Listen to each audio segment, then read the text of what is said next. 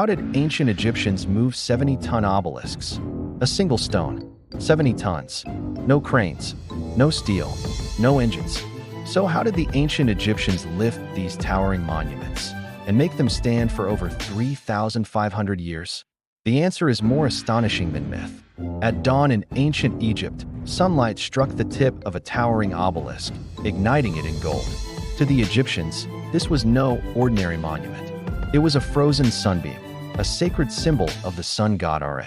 But before it pierced the sky, it lay flat as a single block of stone, carved from granite, transported over miles, raised upright with impossible precision. And today, some still stand, not just in Egypt, but across the world. The mystery is not whether they built them. It's how.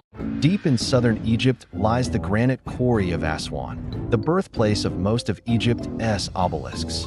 Here rests one of the greatest clues ever discovered, the unfinished obelisk, still attached to the bedrock, cracked before completion. Had it been finished, it would have weighed over 1,000 tons, heavier than a modern naval destroyer. The unfinished obelisk shows us the method. Workers used dolerite pounding stones, harder than granite, to hammer trenches around the shape. Imagine thousands of blows, echoing under the desert sun, day after day. But carving the shape was only the beginning. The real danger came at separation. To detach it, they likely inserted wooden wedges beneath the stone. When soaked with water, the wood expanded, creating slow, controlled pressure that lifted the obelisk free. No explosions, no saws, just physics and patience. A 70-ton obelisk is roughly the weight of 14 African elephants, and it had to move miles, from quarry to river. In the tomb of Jehuti-Hotep, archaeologists discovered a painting that stunned historians. Hundreds of workers pull a colossal statue on a wooden sled. At the front, one man pours water onto the sand. For centuries, this detail puzzled scholars. Why water? Modern physics experiments revealed the answer. Wet sand reduces friction dramatically. Too dry, the sled sinks. Too wet, it becomes mud. But the right moisture binds sand grains together, creating a firm track. It's engineering brilliance hidden in plain sight. Thousands of coordinated workers could pull a 70-ton obelisk across desert terrain, inch by inch. But coordination was everything. Ancient Egypt was a centralized state. During the Nile flood season, farmers were free from agricultural labor. The state could mobilize vast, organized workforces. This wasn't slavery, as often imagined. It was national labor, fueled by religious devotion and royal command. Still, the danger was constant. One snapped rope, one unstable patch of ground, and the stone could crack beyond repair. When the obelisk reached the Nile, the next challenge began. How do you float 70 tons of granite? Reliefs from the reign of Hatshepsut at Karnak Temple show enormous barges transporting obelisks along the Nile.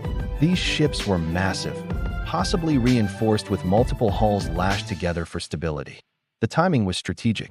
During the annual flood, water levels rose dramatically, allowing heavy cargo to float safely. The obelisk would be slid onto the barge using ramps and careful balancing techniques. Picture the tension, a stone worth months, sometimes years, of labor. Balanced over water, no second chances. Yet they succeeded. Again and again. Transport was only half the miracle. The final act was the most dangerous of all. How do you stand a 70-ton stone upright? Without cranes? One widely accepted theory involves a massive sand-filled pit. 1. The obelisk was positioned with its base aligned over a prepared socket. 2. Workers lowered one end into a pit filled with sand. 3. Gradually, sand was removed from beneath. 4. Gravity did the rest, pivoting the stone upward slowly.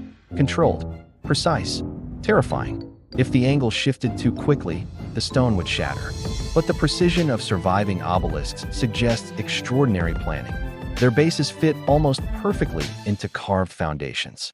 And many still stand today, defying earthquakes, invasions, and time. Centuries later, the Romans were so awed by Egyptian obelisks that they transported many to their empire's capital. Today, Egyptian obelisks stand in Rome, Paris, New York City. Each relocation required advanced engineering, even in the 19th century. When one obelisk was moved to New York in 1881, it required steamships, rail systems, and months of planning. Ancient Egypt did it with rope, wood, water, and willpower. Despite strong evidence, debates continue. Thousands of coordinated workers pulling in rhythm could generate immense force. Some suggest wooden rollers beneath sleds, though archaeological evidence is limited. Egyptians were master surveyors and mathematicians. Could they have possessed specialized tools or methods now lost? What's clear is this: there is no credible evidence of supernatural assistance. The true marvel is human intelligence. When sunlight strikes an ancient obelisk today, it still glows, just as it did thousands of years ago. A message carved in stone: we understood gravity. We mastered friction. We organized thousands. We moved mountains. So perhaps the greater mystery isn't how they moved 70 tons of stone.